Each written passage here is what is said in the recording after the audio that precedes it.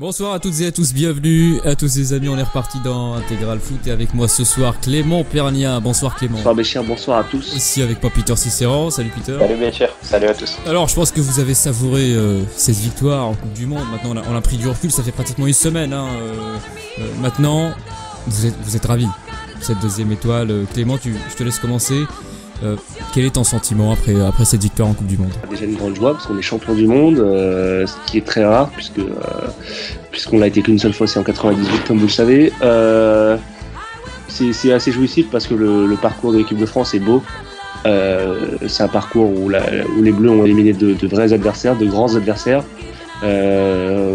L'équipe de France n'a pas déployé un jeu flamboyant, on le savait, de toute façon avec Deschamps, il n'y aura jamais de jeu flamboyant, mais ils ont fait preuve d'autres atouts, comme la combativité, comme la solidarité, comme l'esprit d'équipe, et plus le talent ajouté à cette équipe, qui est une grosse valeur ajoutée. Ça a permis de réaliser un parcours plus qu'honorable et d'aller au bout. Et on voit qu'aujourd'hui, c'est peut-être les armes qu'il faut dans le foot, principalement pour pouvoir aller au bout dans les grandes compétitions. Peter Cicéran, tu es fier, tu es ravi, j'imagine, de cette victoire. Idem, je suis ravi, je suis content. Surtout que cette Coupe du Monde a donné raison médiatiquement à plusieurs personnes, comme Deschamps. Tout le monde l'annonçait sur la fin, capable de gagner, nanana. Au final, il a prouvé qu'il y arrivait. Pour certains joueurs aussi, c'est une revanche, comme Giroud, comme Pogba ou Matuidi. Et ouais, j'ai bien profité et je suis content de cette victoire. J'aimerais revenir vers toi, Clément. On avait parlé au tout début de cette Coupe du Monde, pratiquement dans toutes les émissions, du jeu de Didier Deschamps. Toi, t'étais assez sceptique, t'étais pas content. Est-ce que tu l'es encore déjà? Et est-ce que tu as changé d'avis sur l'approche de Didier Deschamps? Disons que, en plus, moi, je l'avoue, j'ai même été très dur envers Didier Deschamps, notamment en phase de poule, parce que le jeu proposé était pas bon du tout et je voyais pas comment on pourrait faire face à des équipes comme l'Uruguay, comme le Portugal, comme l'Espagne, avec un jeu si médiocre.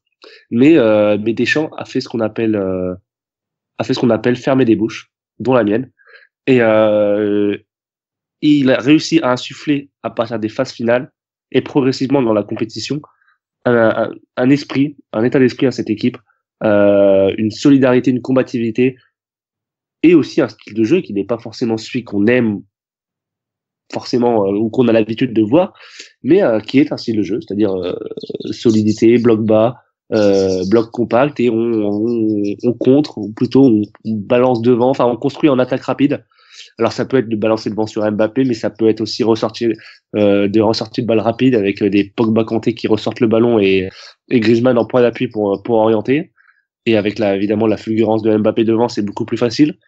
Voilà, il a son style de jeu, on n'aime pas. Je pense que faut être aussi pragmatique dans des compétitions comme la Coupe du Monde où ça joue sur 6-7 matchs, il faut gagner. Voilà. À partir du moment où tu gagnes, où tu vas au bout, c'est qu'au bout d'un moment, c'est que t'as fait preuve de quelque chose quand même. Et l'équipe de France de Deschamps, avait cet état d'esprit, avait cette identité qui la caractérise. On aime ou on n'aime pas, mais c'est une identité victorieuse. Peter, toi, tu t'es convaincu depuis le début que la stratégie de Deschamps était la bonne. On a eu plusieurs discussions là-dessus. Je pense que tu es ravi quand même de ce résultat. Maintenant, est-ce que tu penses qu'il faut continuer comme ça, avec la même approche, avec le coach aussi, je vais y revenir tout à l'heure. Tu penses que sur la durée, ça peut marcher? Une question, deux questions dans la même question. Est-ce que tu penses que d'autres équipes vont s'inspirer de Didier Deschamps et de l'équipe de France? En club, je pense pas. Je pense que la manière de jouer de Deschamps, elle va rester en sélection. Il va garder ses idées, mais elles vont pas s'exporter. Conserver Deschamps, ça dépend ce que tu appelles sur le long terme. Moi, je le laisserai aller jusqu'au bout de son contrat. Il voulait monter une équipe, il a fini par la monter. Il pense comme lui, il voit le foot comme lui. Du coup, autant le laisser aller jusqu'au bout, jusqu'en 2022. Ouais, c'est ça, 2022.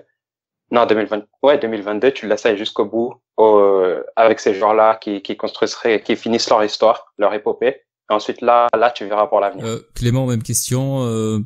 Déjà, est-ce que tu penses que d'autres équipes nationales vont s'inspirer du jeu de l'équipe de France à l'avenir? Et est-ce que tu penses que le sélectionneur va rester? Alors Deschamps, pour la deuxième question, oui, Deschamps va rester jusqu'en 2020, à moins qu'il annonce soudainement sa démission pour rester sur une bonne note, mais il me semble pas. Il me semble d'ailleurs qu'il a déclaré hier ou avant-hier qu'il resterait jusqu'en 2020. Pour ce qui est de l'export du jeu, déjà faut avoir les joueurs pour.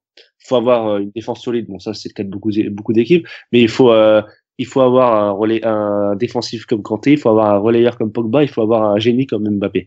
C'est pas le cas de toutes les équipes. Donc déjà c'est pas facile. Il faut avoir des vrais soldats. Par exemple, le PSG ne pourrait pas jouer comme l'équipe de France. Le PSG a beaucoup plus d'artistes et de génie que de combativité.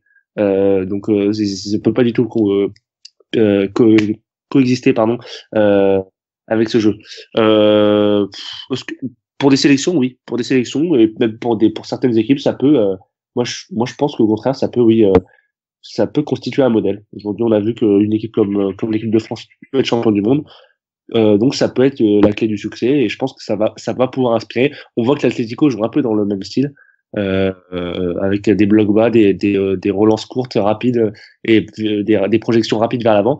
Donc ça peut en effet être une transition dans les jeux déployés par les clubs et par les sélections.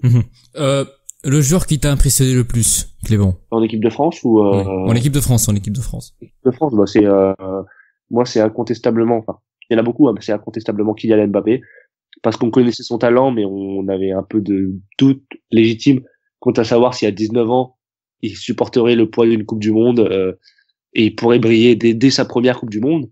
Et là, il a clairement montré qu'à 19 ans, je sais pas si vous vous rendez compte de l'âge. On le répète, mais c'est légitime de le répéter. 19 ans, c'est très très jeune, c'est un enfant encore. C'est plus un enfant qu'un homme.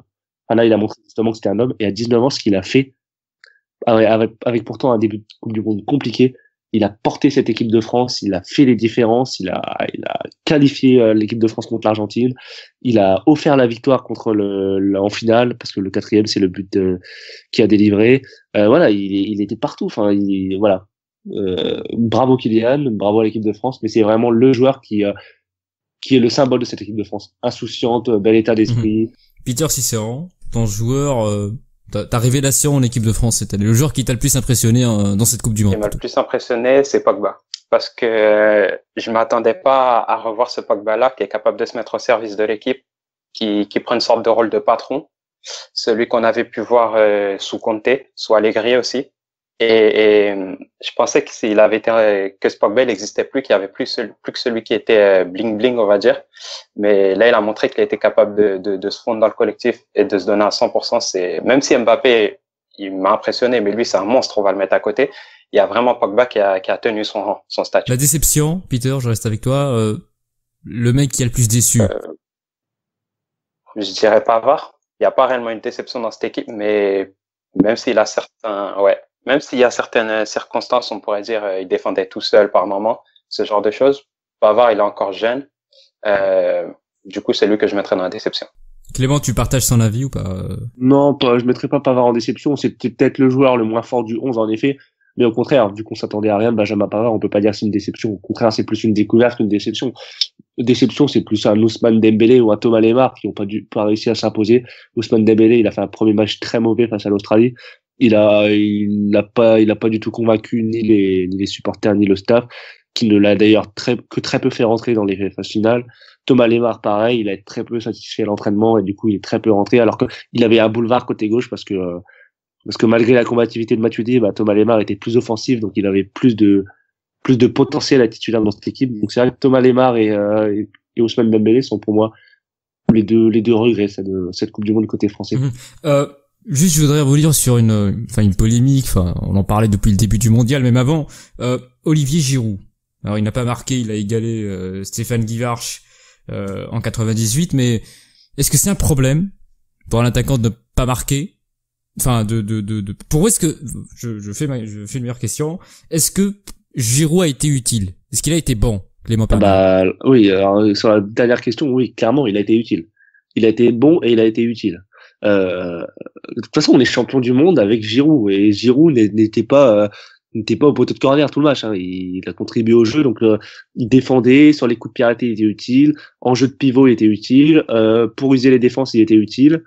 Alors, il a manqué parfois d'efficacité devant le but. Il est un peu lent. De toute façon, c'est Olivier Giroud, on le connaît. C'est son profil. mais il a vraiment beaucoup servi. Sur les coups de pied arrêtés, si Mandzukic marque contre son camp, si Varane marque contre l'Uruguay, c'est peut-être parce qu'il y a 2-3 gars sur Giroud à côté aussi. Donc pareil, enfin si il crée des espaces par son jeu de tête, par son jeu aérien, par son agressivité et sa contribution défensive, il a été très très utile. Et de toute façon, la question, on t'aurait pu la poser différemment, mais est-ce qu'on a mieux aujourd'hui en neuf en équipe de France? Est-ce qu'on a un numéro 9 français meilleur que Giroud aujourd'hui qui peut jouer en équipe de France? Non, il y en a pas, ça n'existe pas. Donc c'est le meilleur 9 qu'on ait aujourd'hui et voilà, il s'est imposé. On est champion du monde avec Olivier Giroud et voilà. La réponse est là. Peter. Je suis entièrement d'accord avec Clément. J'ai rien de plus à ajouter, surtout que quand on voit les débats aujourd'hui, les gens cherchent déjà à savoir comment on va faire une fois que Giroud prendra sa retraite internationale. Quand il viendra plus pour l'équipe de France, qui sera le numéro 9? Et quand on regarde, même chez les jeunes, il y a pas ce profil-là, ni un joueur avec des certitudes. Donc, ouais, il a clairement été utile et quand il va partir, il va manquer. Alors, cette question, je l'avais posée tout au long de ce mondial, en début d'émission à tous les invités, et là, je vais conclure avec. Je vais commencer par toi, Clément Pernia. Qu'est-ce que tu as pensé de ce mondial et est-ce que tu es satisfait du spectacle que tu as vu durant ce mondial? Alors moi, j'ai bien aimé cette Coupe du Monde. Je t'avoue que là, à chaud, je peux pas trop analyser, mais parler avec mon cœur et dire ce que j'ai ressenti. J'ai bien aimé ce mondial parce qu'on a eu du spectacle. J'ai trouvé, on a eu du spectacle, on a eu des équipes qui se sont imposées, on a eu des matchs très homogènes. On n'a pas eu des matchs où ça a fait des 5-0, des 6-4, des 6-2. On a eu vraiment des équipes qui se battaient, des équipes moyennes ou plus faibles, pressenties plus faibles, qui vraiment ont combattu jusqu'au bout. Et ça faisait qu'il y avait du suspense, c'est que le match n'était jamais joué d'avance. Donc ça c'est bien, et on a pu voir des équipes aller loin, comme la Colombie, comme le Mexique, qui ont composé du spectacle, comme aussi la Suède, la Suisse. Et voilà. Au final, ça c'est vraiment l'aspect que j'ai bien aimé cette Coupe du Monde. Après c'est vrai que ce qui est dommage, en bémol, c'est que il y avait une partie du tableau qui était vraiment ouverte et l'autre qui était assez fermée. Et on aurait bien aimé voir face à la France en finale, pas la Croatie, mais l'Espagne ou l'Allemagne ou le Brésil. Ça aurait été plus sympa. Et là, on s'est retrouvé avec tout le monde du même côté. Et ça, c'est assez dommage. Mais sinon, globalement, c'est une très bonne image. Moi, j'ai le souvenir de la Coupe du Monde 2014. J'ai préféré cette année. Et j'ai même préféré celle à 2010. Donc, je pense que c'est l'une des meilleures Coupes du Monde que j'ai pu voir, moi. Peter. Moi aussi, j'ai beaucoup apprécié cette Coupe du Monde. Il y a eu pas mal de rebondissements. Les favoris n'ont pas tenu leur rang, mais les plus petites équipes, entre guillemets, elles ont su se montrer à la hauteur, proposer quelque chose aussi, même si c'était pas le plus flamboyant au niveau du jeu. Si je devais mettre un bémol comme Clément, ce serait au niveau des favoris. J'ai été un peu déçu de voir qu'ils sortaient aussi vite ou de cette manière-là. Mais sinon, ouais, je l'ai beaucoup apprécié. Et il y a un petit bonus en plus, vu que la France l'a gagné, c'est toujours agréable. Juste avant de conclure, Clément, je veux pas te mettre mal à l'aise, mais on a découvert que tu avais un talent d'imitateur de Didier Deschamps. Alors, si tu peux nous en faire part. Après, je pense que sur le plan technique et tactique, on a fait une bonne Coupe du Monde. Bon, je pense avoir fait les bons choix pour mon équipe, et puis je pense que être champion du monde, j'ai fait taire beaucoup de bouches, notamment celle de Monsieur Christophe Dugarry. Merci beaucoup, Clément Pernia. Merci à toi. Merci beaucoup pour cette saison. Ça a été un honneur d'être à tes côtés. Merci Peter Cicéran. Tu n'as pas été beaucoup présent, pardon, mais on t'attend aussi la saison prochaine avec nous. Merci à toi. Merci Béchir pour l'accueil. Merci Clément aussi et merci aux équipes. Et on arrive à la fin de cette émission. Merci les amis, merci beaucoup. Je tiens avant tout à remercier en mon nom et au nom de toute l'équipe, les auditeurs, les auditrices, tous ceux qui nous ont suivis nous ont suivis cette saison. En tout cas, merci à vous.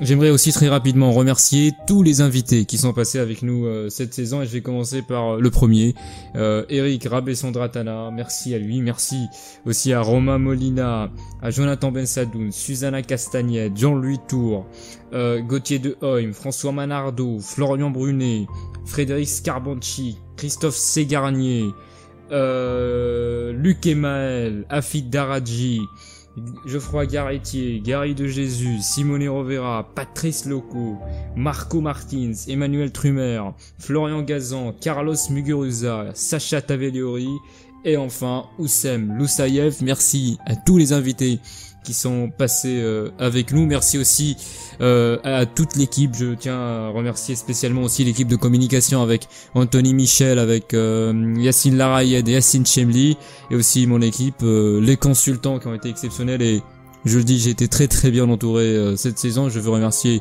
Clément Peragna, Lloyd Duchâteau, Peter Cicéran, Terry Lacmy et Camille Franciosi. Et aussi, sans oublier, l'homme sans qui tout cela ne serait pas possible, l'homme qui nous a laissé travailler librement, l'homme qui a fondé et qui est le numéro 1 de ce média, François Poiret, que je remercie et que je salue via cette émission. Merci beaucoup à vous les amis, merci, mille merci à vous pour cette saison. Ça a été un honneur d'être à la tête de cette émission. Je vous donne peut-être rendez-vous à la rentrée prochaine. Merci beaucoup les amis et je vous souhaite un très très bel été. À bientôt.